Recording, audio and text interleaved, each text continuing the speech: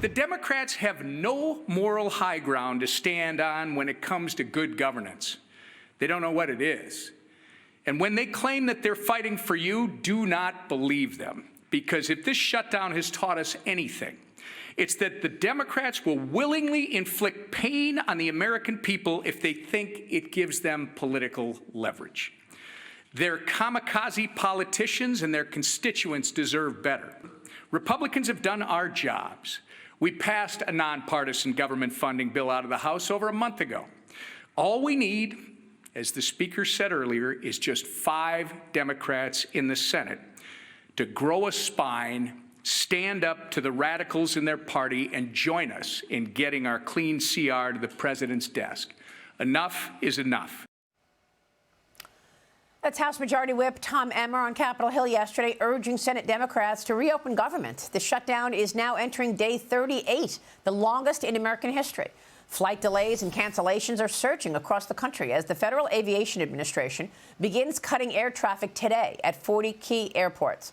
Meanwhile, the Senate is aiming to take another test vote today on a new interim spending bill, plus 3 individual spending bills. The bill includes a new end date of sometime in January rather than the November 21st, which was included in the House-passed measure. Senate GOP leaders now preparing to keep lawmakers in Washington through the weekend to push for a resolution. But House Speaker Mike Johnson said he's not as optimistic. Watch this. I'm less optimistic this morning than I was yesterday because we were hearing that there were some common sense centrist Democrats who were talking to Republicans, but what I understand is that Chuck Schumer has pulled them back from that, and that they're being instructed and told they can't go there. So that's a great disappointment, and every American who's going to miss a flight and is going without a paycheck.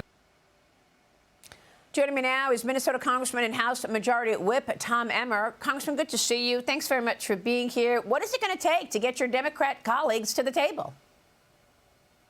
Well, and good morning, Maria. Good to be with you. But it's exactly what I was talking about yesterday. You're going to have some of these more centrist Democrats who actually are willing to put their constituents, the American people, ahead of Chuck Schumer's politics, the partisan politics. You're going to need them to grow a spine and literally say, you know what? I'm going to join the John Fettermans. I'm going to join the 2 or 3 that have already been voting for these. Unfortunately, you've got a radical left-wing side of their party that they're fearful of, Maria. Most of these senators are scared to death that if they vote to reopen the government, the insane, I would argue, the people that frankly fantasize about the assassination of our great president, that they will turn on them. So they're doing this for the smallest group of people, the most violent and virulent, as opposed to the American people. We just need 5 of them to grow a spine today and get this thing to the president's desk. Well, I know, and, you know, you said, or you just suggested that some Democrats are telling you or your colleagues, yeah, we want to reopen, we want to do it, but, you know, leadership is telling us not to. Do you think the people will vote out leadership? I mean, this is really impacting the American people right now, and they're getting paid. Yeah, well, first off, the minority leader in the House is not relevant. Has really nothing to do with this thing. He walked his members off the plank back on September 19th, where every one of them but one, Maria, voted not to pay our troops, not to pay our air traffic controllers, not to keep the government open. This is now on the Senate, and you hit it correctly. Will they lose their leadership post? That's the other thing I believe that's driving this. Chuck Schumer voted for this very same CR just 6 months ago and had his members do the same. By the way, they voted for the same CR 13 times under Joe Biden. I would argue to you, Maria, that Chuck Schumer actually wrote this CR. But why isn't he voting for it now? Because everybody says he's afraid of a primary. I don't believe that. I don't think he's ever running again. I think he's mostly afraid of keeping his leadership position through the rest of his term. He almost lost it last spring. I think he fears that if they reopen the government and it doesn't look like they've fought enough for this extreme radical left wing of their party, that they will come after him, and he's afraid of losing his leadership post.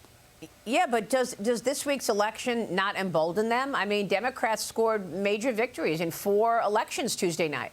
The New York City mayoral race. Now we've got, Mamdani as the mayor-elect. You've got the governor's races in New Jersey and Virginia. The passage of California's Prop 50 redistricting measure. So we're seeing, an exodus from blue states to red states due to these far-left policies and taxes. When you look at the number of people who've left New York, 1.7 million, left California, 1.6 million, Illinois, New Jersey, and this is just what, from 2012 to 2022, where are they going? They're going to low-tax states. They're going to policies, states that have policies that you have been endorsing and the Republicans have been pushing. But they just won. So does this embolden them to dig in further? Well, it shouldn't. Look, the other night you had New York City elect a communist, and you had Virginia elect an attorney general, someone supposed to enforce the laws, who fantasizes about killing his political opponent and his family. Look, Chitterelli lost, but he improved by 100,000 votes. He had a governor's turnout. In New Jersey, which is a blue state, we weren't surprised by the outcome, but they had a midterm turnout. In New York, you can't look at the mayor's race and say that that is indicative for the next year. Just look at Long Island.